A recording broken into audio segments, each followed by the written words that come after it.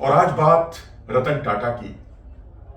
रतन टाटा सिर्फ एक उद्योगपति नहीं, एक केवल एक व्यक्तित्व भर नहीं, बल्कि एक संस्था है जिनसे जीवन के अनेक पक्षों की तरह खेल जगत जो है वो भी बहुत प्रभावित हुआ है। उन्हें संकट मोचक कहा जाता है, अनेक पक्षों का संकट मोचक कहा जाता है। जीवन में अगर आप तमाम पक्ष देखें, उद्योग, रोजगार, तमाम जितने भी पक्ष हैं, उनमें अगर खेल जगत को भी अगर आप जोड़ें तो आईपीएल का एक मिसाल मैं देना चाहूंगा।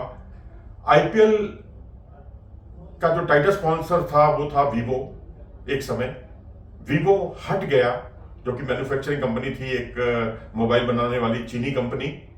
तो 2500 करोड़ की एक 4 साल की डील की बीसीसीआई के साथ टाटा ने। जी हाँ, 2500 करोड़ 4 साल की ये रिकॉर्ड डील थी। इतनी महंगी डील इससे पहले कभी नहीं हुई थी।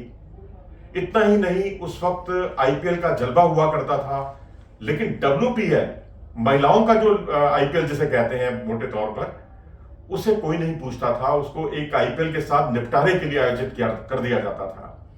लेकिन डब्ल्यूपीएल को एक विशिष्ट पहचान दी एक टाइटल स्पॉन्सर बनकर टाटा ने। उसमें रतन टाटा का बहुत बड़ा योगदान था और महिलाओं की एक लीग खड़ी हो गई क्रिकेट की, जिसको बिल्कुल हाशिए पर थी लंबे समय से। क्रिकेटर्स के प्रति उनका बहुत लगाव था, क्रिकेट बहुत पसंद करते थे रतन टाटा। अगर आप देखें तो फारूक इंजीनियर साहब जो थे, भारत के विकेटकीपर बल्लेबाज, उनको सबसे पहले इन्होंने रोजगार दिया टाटा मोटर्स में।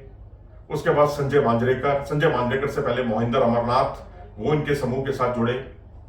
फिर संजय मांजरेकर, फिर वीवीएस लक्ष्मण, फिर रॉबिन उथप्पा, और उसके बाद जो है शार्दुल ठाकुर भी जुड़े, जी हाँ, टाटा कंपनी के साथ। और उसके अलावा महेंद्र सिंह धोनी, अप्रत्यक्ष रूप से ये कहिए कि क्योंकि वो इंडियन एयरलाइन से जुड़े हुए थे, तो उसकी एक सहयोगी कंपनी, तो उसके साथ उनको भी उन्होंने एनकरेज किया।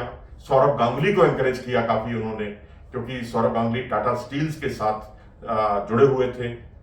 दिलीप वेंगसरकर टाटा पावर के साथ जुड़े हुए थे। संदीप पाटिल भी टाटा ऑयल मिल्स के साथ जुड़े हुए थे। अजीत आगरकर जो इस समय सिलेक्शन कमेटी के चेयरमैन हैं, वो भी टाटा स्टील के साथ जुड़े रहे। रोहन गावस्कर टाटा पावर के साथ जुड़े रहे। तो इन सबको उन्होंने काफी एनकरेज किया।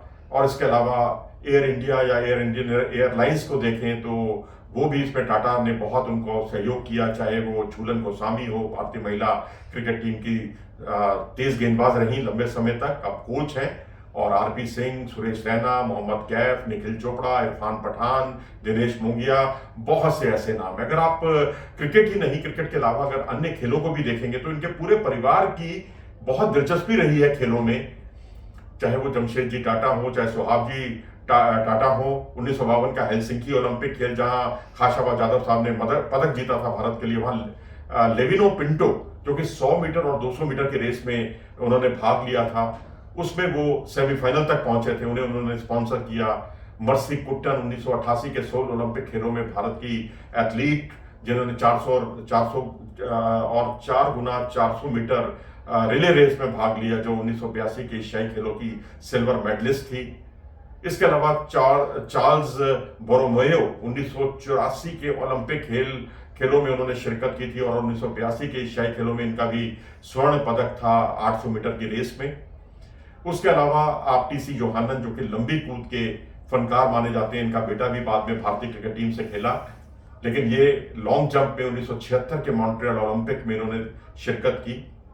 इसके अलावा बहादुर सिंह, जो कि शॉटपुट में जिन्होंने अपनी विशिष्ट पहचान बनाई, 1980 के मास्को ओलंपिक में उन्होंने भाग लिया, वो कोच भी रहे, वो उनका बड़ा योगदान। और उसके अलावा आप हॉकी में देखें, हॉकी, फुटबॉल, आर्चरी, स्क्वैश, और माउंटेनियरिंग देख लें, अगर आप पर्वतारोहण देख लें, इन सब में टाटा की बहुत बड़ी भूमिका थी। टाटा समूह की बहुत बड़ा उनका योगदान था। टाटा की हॉकी टीम आज भी तमाम राष्ट्रीय स्तर के टूर्नामेंटों में भाग लेती है। वहां से बहुत से हॉकी के प्लेयर निकलते हैं।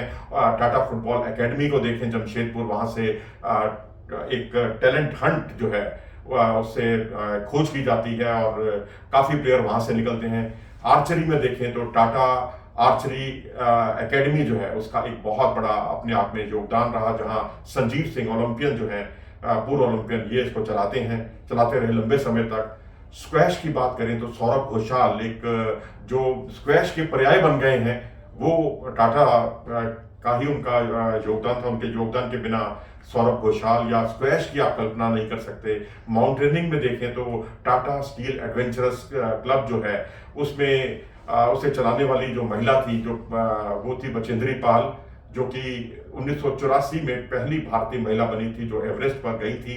एवरेस्ट पर तिरंगा लहराया था इन्होंने। और इसके अलावा JRD टाटा स्पोर्ट्स की अगर हम बात करें तो वहाँ पर बहुत सुविधाएं हैं, ऐसी सुविधाएं हैं कि आप रात में भी वहाँ प्रैक्टिस कर सकते हैं, यानी फ्लड लाइट्स की सुविधाएं हैं। और ये इसी बात को ध्यान में रखते हुए बनाई गई थी कि खिलाड़ी अपने कामकाज से फ्री होने के बाद, या जो स्टूडेंट्स हैं वो अपनी पढ़ाई उनकी प्रभावित ना हो और वो शाम को आकर भी प्रैक्टिस कर सकें। टाटा ओपन टेनिस, इसे कौन भूल सकता है। तो इस तरह से रतन टाटा का जो योगदान रहा वो अप्रतिम है, उसे बिल्कुल भुलाया नहीं जा सकता। और 1920 के एंटवर्प ओलंपिक की अगर हम बात करें तो वहां से 2 पहलवान और 4 एथलीट हमारे जिन्होंने शिरकत की थी।